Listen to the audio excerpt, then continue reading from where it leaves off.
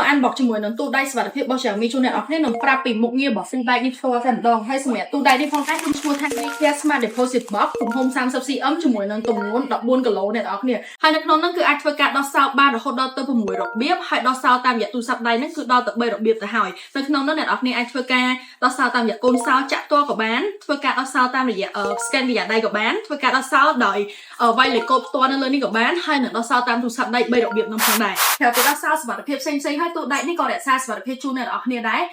ទី1គឺនៅពេលដែលមានអ្នកណាគេមកធ្វើអីទូដៃរបស់អ្នកនរគ្នាដែលខុសប្រក្រតីដូចជាយកអីមកដំឬមកក៏អង្គើហើយព្យាយាមលើកទូដៃរបស់អ្នកនរគ្នាហ្នឹងទូដៃនឹងរោអាឡាមជូនអ្នកនរគ្នាឲ្យដឹងមកហើយក្រៅពីរោអាឡាមគឺផ្ដល់ notification ទៅកាន់ទូរស័ព្ទដៃរបស់អ្នកនរគ្នាតាមរយៈ app Mi Home នឹងផ្ទាល់ហើយទូដៃនេះអ្នកនរគ្នាកុំគិតថាគេលើកបានងាយស្រួលអត់ទេនៅផ្នែកខាងក្រោយអ្នកនរគ្នាអាចធ្វើការមួលខ្ចៅបានមានថាអ្នកនរគ្នាចាប់ជាប់ជាងផ្ទាល់ក៏បានផងដែរហើយដែលសំខាន់ហ្នឹងគឺទូដៃនេះនៅខាងក្នុងមាន2ថតដែលអាចឲ្យអ្នកនរគ្នាដាក់ឯកសារกระดาษ A4 ចូលបានទៀតផងអញ្ចឹងបើសិនជាអ្នកនរគ្នាមានតម្រូវការជាមួយនៅប្រភេទទូដៃដែលមានទំហំខ្នាតទូចមកល្មមដាក់ឯកសារចាំបាច់ណាមួយអីអ្នកនរគ្នាអាចក្លិកមកមើលជាមួយនឹងទូដៃរបស់ Xiaomi មួយប្រភេទនេះបានតម្លៃសមរម្យខ្លាំងមែនទែនអ្នកនរគ្នា